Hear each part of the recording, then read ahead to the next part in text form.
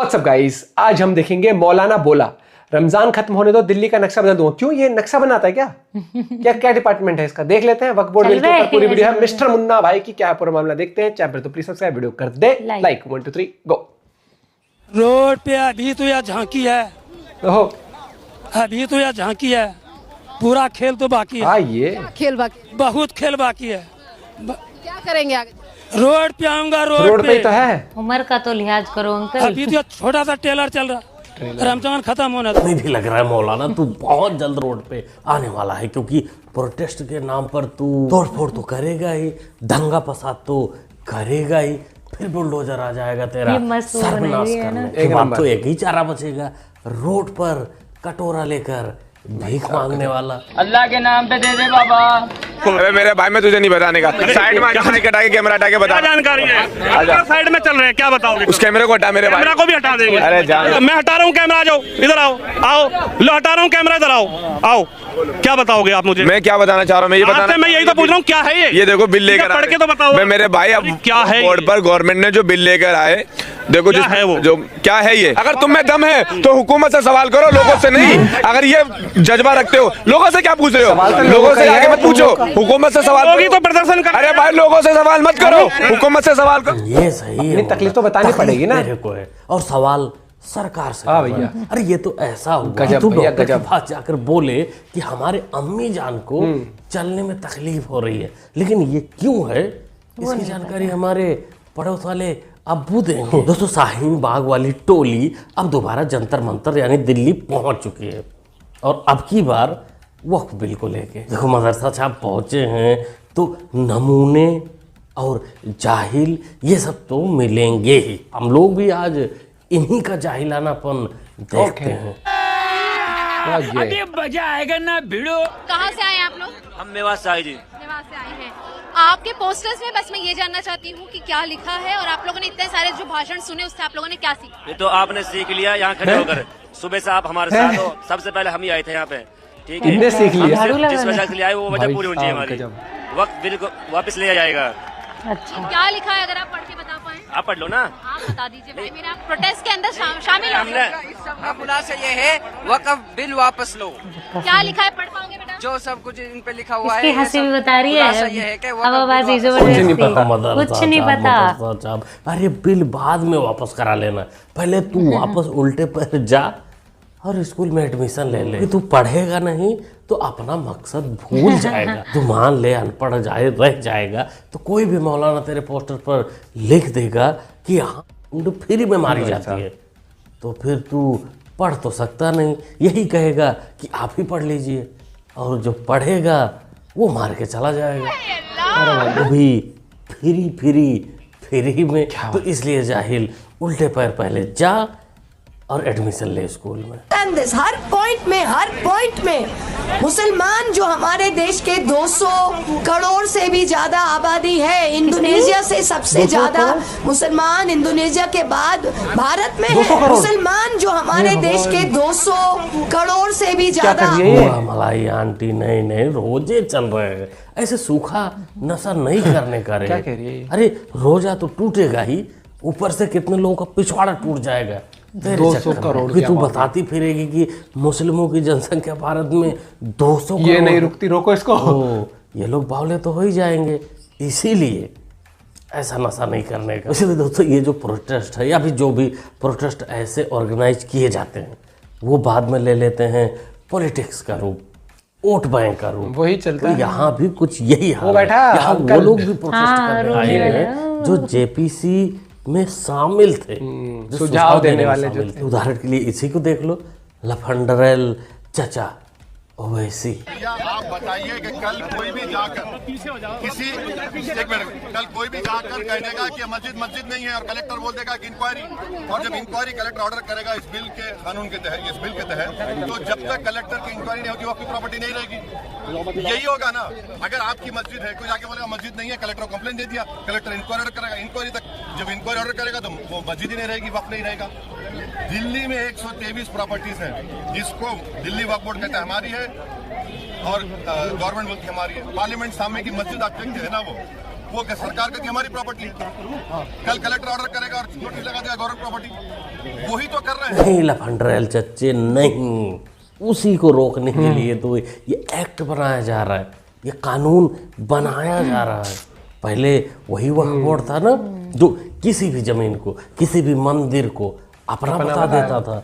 अरे यहाँ तक कि पार्लियामेंट को भी अपने बाप का बता दिया था। जब ये कानून आ जाएगा, बिल पास हो जाएगा, प्रॉपर तरीके से लागू हो जाएगा, तो ये सब चीज़ें बंद हो जाएंगी।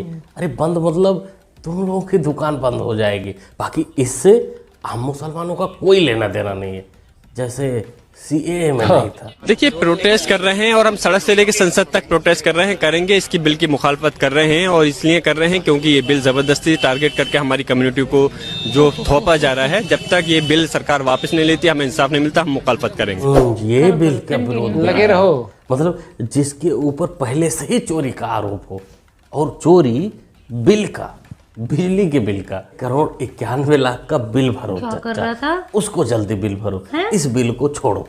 ये तो जो पता नहीं 1 करोड़ की बिजली कहाँ लगा दी, खा रहा था क्या? कब बुलडोजर पहुंच जाए घर के बाहर कोई पता नहीं, क्योंकि भाई आजकल जो संभल के अधिकारी हैं वो बड़े खतरनाक मूड में रहते हैं, उन पर तनिक भी भरोसा नहीं किया जा सकता कि वो अगले पल क्या करने वाले हैं, किसका तोड़ देंगे, कुछ भरोसा नहीं है। ये जुल्म की इंतहा हो रही है। संभल सांसद शफीकुर रहमान भट्ट साहब का आवाज है, ये जियाउर रहमान भट्ट साहब का, उनके मकान पर ये बुलडोजर चलाया जा रहा है। बदतमीजी की इंतहा हो गई है, कोई कुछ कहने को तैयार नहीं है। इस तरह से देखिए बुलडोजर चलाया जा रहा है संभल सांसद जियाउर रहमान भट्ट साहब के निवास पर। जुल्म जाति की इंतहा हो गई है, बहुत बड़ा जुल्म हो रहा है, बहुत बड़ा। सिर्फ सड़क पर किया गया अतिक्रमण तोड़ा जा रहा है। चमचों को, चरण चुम्बनों को, जो नेताजी के पास जाते थे चरण चूमने 2-4 कौड़ी पैसे के लिए, उस सीढ़ी पर चढ़कर अब बेचारे कैसे जाएंगे?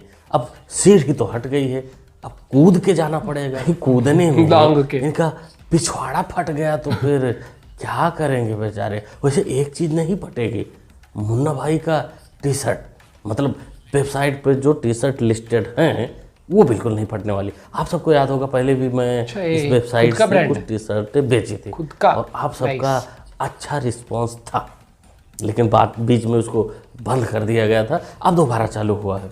आप लोग एक बार चेकआउट करिए और मुन्ना भाई को सपोर्ट करने के लिए आप लोग टी-शर्ट को परचेज कर सकते हैं। क्वालिटी में आपको कोई दिक्कत नहीं मिलेगी, ये हमारी जिम्मेदारी होगी। बाकी पॉसिबल होगा तो मैं डिस्काउंट कूपन भी उसमें ऐड कर दूंगा, जिससे 150 का अलग से आपको डिस्काउंट मिल जाएगा। लिंक आपको वेबसाइट का डिस्क्रिप्शन में मिल जाएगा, आप वहां से जाकर जरूर ऑर्डर करें। इसका सपोर्ट हमारी पार्टी समाजवादी पार्टी और हमारे नेता माननीय अखिलेश यादव करेंगे और क्लियर कट कॉन्सेप्ट है, हमारी पार्टी का स्टैंड क्लियर है और किसी भी कीमत पर ये देश हित में, राष्ट्र हित में, एकता अखंडता के लिए ये बिल अच्छा नहीं है, ये बिल काला कानून रहेगा। इसका पुरजोर हम लोग विधायक, हम लोग जो है लोकसभा में इसका विरोध करेंगे। ये भी पहुंच गए थे अयोध्या वाले नकली राजा अवधेश पासी। लगता है इनका जो गम था चुनाव हारने वाला अब धीरे धीरे कम हो रहा है, उसको भुलाने की कोशिश कर रहे हैं। इसीलिए अब इस एक्ट का विरोध करने आ गए हैं, इस बिल का विरोध करने आ गए हैं। उसे कह रहे हैं कि पार्लियामेंट में भी विरोध करेंगे। अब हमें तो डर है कि भाई पार्लियामेंट में विरोध करते करते कहीं वो भौकारे मारकर रोने ना लग जाए। बाहर निकलना चाहिए या नहीं निकलना चाहिए? नहीं निकलना चाहिए, नहीं निकलना चाहिए। अच्छा, नहीं, क्यों नहीं निकलना चाहिए? काम क्या, सब मार्केट बंद है, दुकानें बंद है, करने निकलेंगे क्या लेने? सब होटल बंद है, सारी दुकानें बंद है। एहतियात बरते बस, और क्या होने के बाद निकले आराम से। 2 बजे के बाद निकले ज्यादा बेहतर है। थोड़ा सा इस चीज का ख्याल रखें कि भाई उनका भी त्योहार है, अपना भी त्योहार है, तो दोनों में भाईचारा बना रहेगा। इससे 2 बजे के बाद निकलने से भाईचारा बना रहेगा मतलब? नहीं, निकलने से ही बनेगा ऐसा नहीं है, लेकिन थोड़ा सा ये है कि लड़ाई झगड़ा जहाँ जो करने वाले हैं वो नहीं करेंगे। क्यों नहीं निकलना चाहिए? बिल्कुल निकलना चाहिए। मुसलमान अपना त्योहार करेगा, हिंदू अपना त्योहार करेगा, किसी की वजह से कोई निकल, ऐसा तो नहीं कि निकल नहीं सकता, बस टाइम में ऊपर नीचे हो गया, उस तरीके से आदमी एडजस्ट करेगा। निकलेंगे। अच्छा, आप क्या कहेंगे? ये हमें त्योहार का भी ख्याल करना है और हिंदू मुस्लिम भाइयों का भी अपना मिलचारा है। नहीं निकलना चाहिए। नहीं निकलना चाहिए। होली पर तो कुछ और सुनने गई थी अंगूरी भाभी की अम्मी, लेकिन लखनऊ के मुस्लिम तो कुछ अलग ही मिजाज के निकले। अब यूं कहें कि वहां के मुस्लिमों ने इसके मुंह पर सीधा सीधा थूक दिया। अब देखो कारण क्या था इसका तो कोई पता नहीं भाई। बुलडोजर बाबा कारण थे, प्रशासन था, शासन था, अब जो भी हो लेकिन थूक दिया। इसकी होली, अंगूरी भाभी की अम्मी की होली तो खराब हो ही गई होगी। रात भर बेचारी को नींद नहीं आई होगी। बिल्कुल नहीं, बीजेपी मुस्लिम विरोधी बिल्कुल भी नहीं है। आप ये देखिए कि बहुत सारे काम हिंदुस्तान में ऐसे हुए हैं जिनको मैं अप्रिशिएट करता हूँ। आपको याद होगा गांव देहात में मगरिब के बाद 6 बजे के बाद रास्ते लूटते थे, आज नहीं लूट रहे हैं। आप रात को 12 बजे निकल जाइए, लाखों रुपए की रकम लेके निकल जाइए, आपको कोई टच भी नहीं करेगा। अच्छा, इसमें सबसे ज्यादा जो मुलव्वस थे वो हमारे मुसलमान बच्चे थे। जेब काटने में, चोरी करने में, बदमाशी करने में, लफंगाई, गुंडागिरी, हफ्ता वसूली, ये सारे मुसलमान थे। बीजेपी ने कंट्रोल किया है, लॉ एंड ऑर्डर को सुधारा है और आज वो मुसलमान बच्चे अपने काम पे लगे हुए हैं। हाँ जी, ना बिल्कुल नहीं। देखो जी, दिल्ली सरकार से हमारा रिक्वेस्ट है कि भाई इसको 10-20 हजार दे के रफा दफा करो, इसका मुंह बंद करवाओ, नहीं तो एक दिन ये खुद ही कब्र खोदेगा और खुद ही उसमें छलांग लगा देगा। इसका कोई भरोसा नहीं, क्योंकि दिल्ली चुनाव के बाद इसके जो सुर हैं वो टोटली बदल गए हैं। बाकी ये दो मुँहा सांप तो बिल्कुल है भाई। ये दूसरे मुंह का उपयोग कब करेगा इसको कोई नहीं जानता, सिर्फ मौके की तलाश है। तो never be trusted like this people. मैं ये बोल रहा हूं कि औरंगजेब ने जो अत्याचार किए वो गलत थे, उनके हम खिलाफ हैं। लेकिन राणा कुंभा ने 1468 में तलवार से जब आप ये सब बोलते हैं तो इसका कोई लाभ नहीं होता। की हत्या हुई और उनके बेटे ने की। ये क्या उसकी चर्चा नहीं होगी। स्टंट कर दिया, गिर गए हैं वो। तबीयत ठीक है उनकी क्या?